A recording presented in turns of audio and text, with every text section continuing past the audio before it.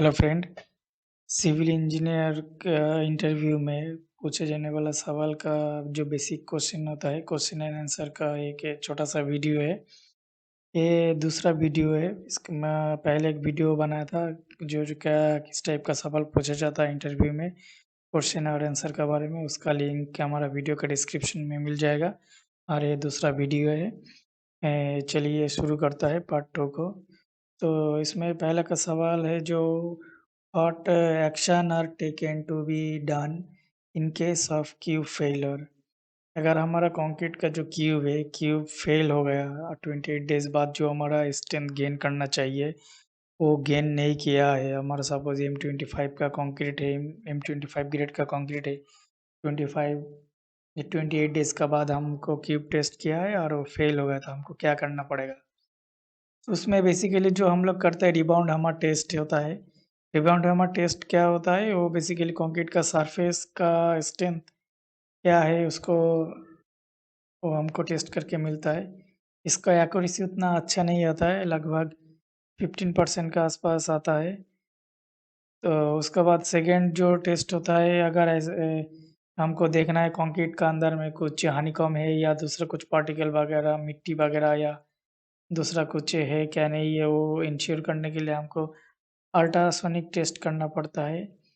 और ये सब में भी कुछ फिर दोनों सपोज़ दोनों में फेल हो गया या क्लाइंट या जो भी हो, आप क्लाइंट हो उसमें आपको कुछ इम्पोर्टेंट एरिया का कंक्रीट है, तो आप ऐसे आप भरोसा नहीं कर पा रहे, तो आपको फाइनल बच रहेगा कोर कटर टेस्ट।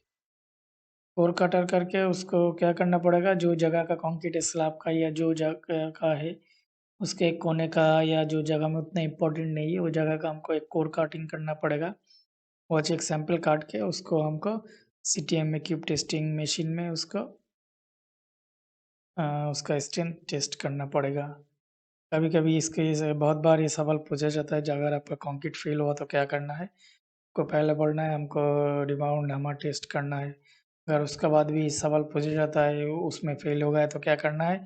तो हमको अल्ट्रासोनिक टेस्ट करना है। अगर उसमें भी फेल हो गया तो क्या करना है? हमको कोर कटर टेस्ट करना है। वहाँ से एक कोर कटिंग करके सैंपल लेना है। उसका अगर वो भी फेल कर गया तो हमको कंसल्टेंसी के साथ बात करना पड़ेगा, उसका कुछ एक्स्ट्रा सपोर्ट दे सकता है, नहीं तो उसको तोड़ना पड़ेगा।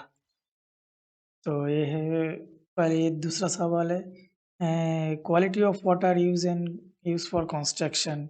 हम लोग सिविल कंस्ट्रक्शन में या कंक्रीट के लिए जो काम में यूज़ होता है, कंक्रीट के लिए सपोज़ ब्रिक वर्क, टाइलिंग, कोई भी काम के लिए जो हम लोग पानी यूज़ करेंगे, वाटर यूज़ करेंगे, वो कौन-सा टाइप का पानी होना चाहिए? वो पानी का क्या कौन-सा क्वालिटी होना चाहिए? किस टाइप का पानी यूज़ करना चाहिए? तो हमारा इसका सीधा-सा सवाल है, हमको जनरली ड्रिंकिंग वाटर जो पानी को हम पी सकते हैं, उस पानी को हम लोग कंस्ट्रक्शन में यूज़ कर पाएँगे। तो उसको क्या-क्या जनरली उसका क्या-क्या टेस्ट किया जाता है? उसका पीएच वैल्यू टेस्ट किया जाता है, उसका जो एसिडिक लिमिट, अल्कलाइन अल्कालिटी लिमिट, ये सब टेस्ट किया जाता है। उसमें पीएच वैल्यू जैसे हमारा ड्रिंकिंग वाटर में 6.5 से 8.5 का अंदर होना चाहिए।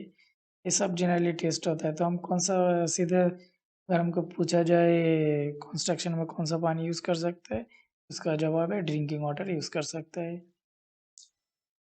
तीसरे सवाल में what are the when to remove shuttering after concrete. हम लोग जो कंक्रीट करता है उसमें से कंक्रीट के बाद हम लोग का वो शटरिंग या फॉर्मवर्क को रिमूव कर सकते हैं। देखिए जो साइड शटरिंग होता है, सपोज़ हमारा जो कॉलम है, बीम है, स्लैब है, उसका जो भी साइड शटर है, वो हम लोग कभी भी खोल सकता है। जैसे हमको 24 आवर्स के बाद हम उसको खोल सकता है, जो साइड शटर है। लेकिन हमारा जो बॉटम शटर है, जिसको सॉकेट बोलता है, जैसे स्लैब का बॉटम है या बीम का बॉटम है, उसको उसके लिए ये मेन क्वेश्चन पूछा जाता है। तो कब उसको खोल सकते हैं? तो हमारा स्लैब और बीम का कितना स्पैन है?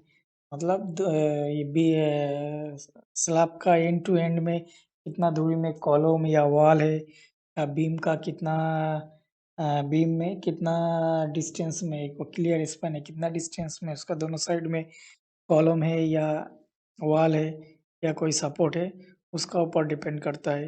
अगर हमारा के बीम का जो क्लियर स्पैन जो है, वो हमारा 4.5 मीटर तक है स्लैब में।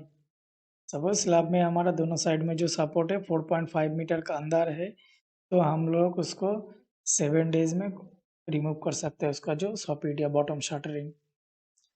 अगर वो 4.5 मीटर से ज़्यादा है, तो हमको 14 डेज़ रखना पड़ेगा, 14 दिन रखना पड़ेगा। उसको क्या रखना पड़ेगा, उसका नीचे जो प्रॉप है, उसके नीचे जो खूँटी या सपोर्ट बोलता है, हम लोग कहीं पे सीटी प्रॉप या जैक यूज़ करता है, कुछ भी जो भी यूज़ कर रहा है।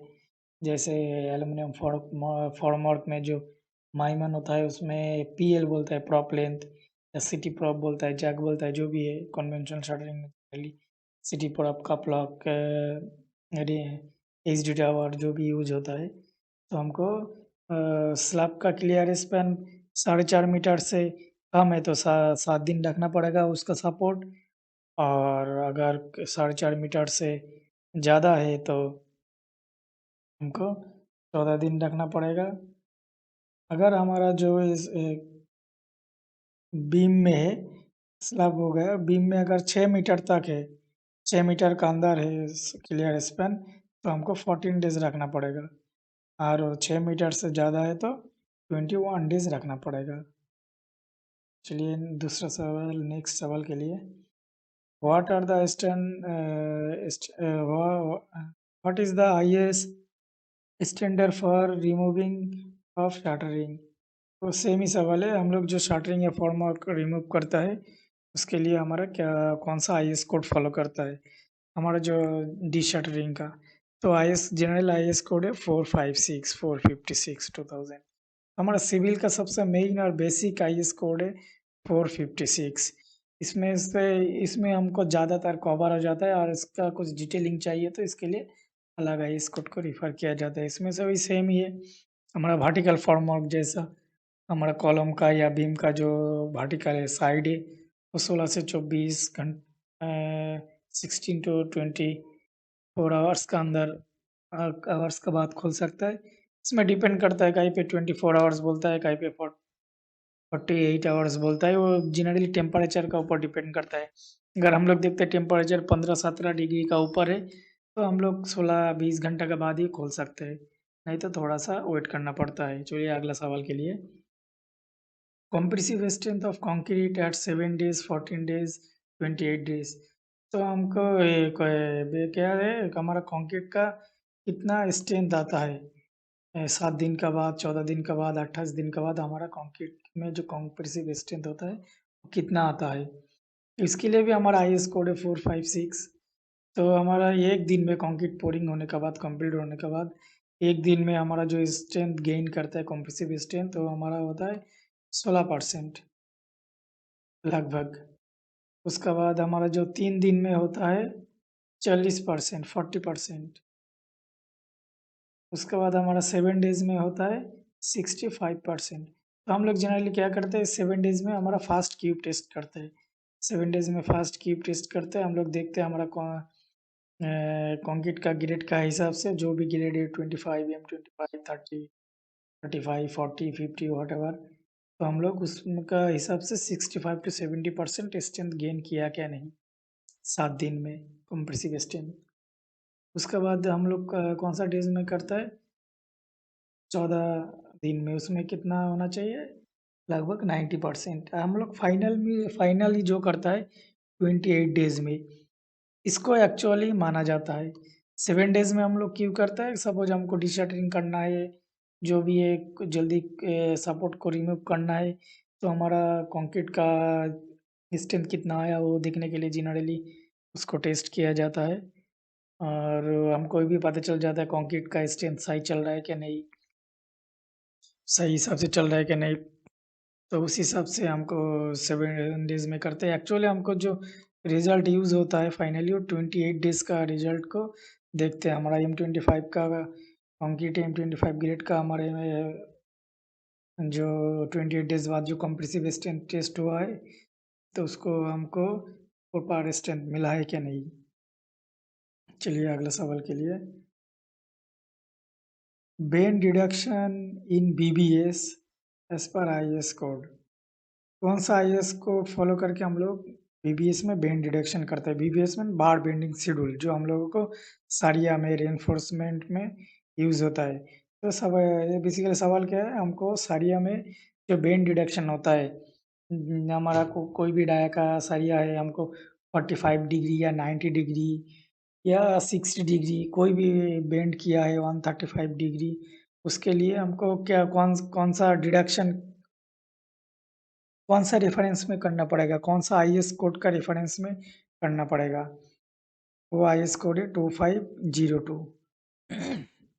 और इसमें से और एक सवाल आता है, ये है ये जो सवाल है आईएस 2502 जो है, ये एक्चुअली हमारा रेनफोर्समेंट का बेंड डिडक्शन काटिंग बेंडिंग के लिए यूज़ होता है। और हमारा आईएस 800 जो यूज़ होता है स्टील स्ट्रक्चर के लिए यूज़ होता है।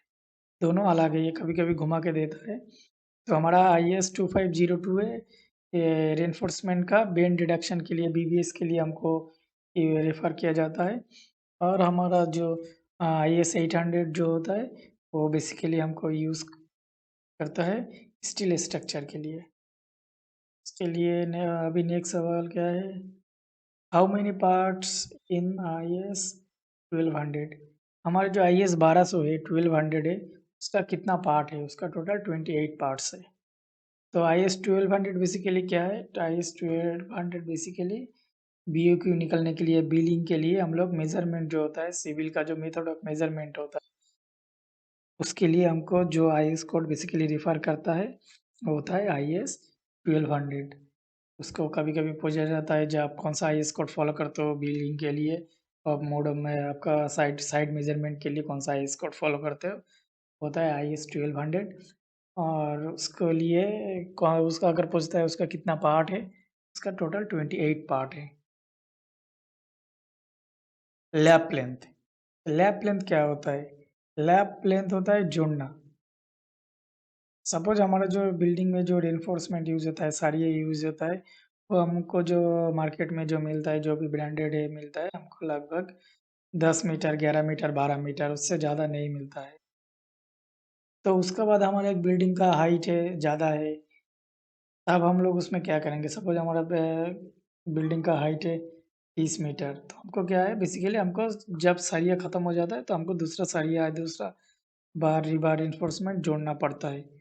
तो कितना जो जोड़ेंगे, यहाँ पे एक खत्म हुआ है, यहाँ पे एक शुरू हुआ है, तो जो जोड़ेंगे, यहाँ से ये यहाँ से यहाँ तक जो लेंथ है, इसको बोला जाता है लैपिंग लेंथ। ये लैपिंग लेंथ के लिए कौन-सा आईएस कोड फॉलो करता है? लैपिंग लेंथ के लिए हम लोग आईएस 456 फॉलो करता है। लैपिंग लेंथ जनरली कितना आता है? 50 डी होता है। आपका जो डाया है, सपोज़ हम लोग 12 एमएम का वर्टिकल यूज़ किया है या 16 एमएम का, 20 एमएम, 12 एमएम का वर्टिकल यूज़ किया है, 50 डी बोलो तो क्या होगा? 12 इंटू 50, तो कितना होगा? 600 एमएम।